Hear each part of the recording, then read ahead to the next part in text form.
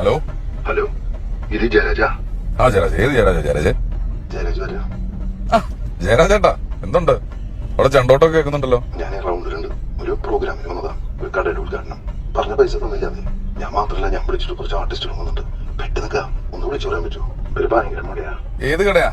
നമ്മുടെ രാഗത്തിന്റെ അവിടെ ആ തെരുവില് നിങ്ങൾ കാണിച്ചത് അങ്ങോട്ട് നീങ്ങുമ്പോഴ. അത് മനസ്സിലായി. ഞാൻ പങ്കു വരാം. ഗിരിയേട്ടാ, ജയരാജ് വരാം. അടുത്തുണ്ട്.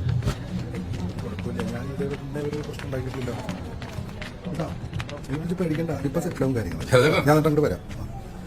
ഇത്ര കാലായി കണ്ടിട്ട്. സോറിട്ടാ, 3-4 ആർട്ടിസ്റ്റുകളെ ഞാൻ പുറത്തുനിന്ന് വിളിച്ചു. അതുകൊണ്ടാ ബുദ്ധിമുട്ട്. ക്ഷമിക്കണം. ഒരു കുഴപ്പമില്ല. എത്രയുണ്ട്? 43.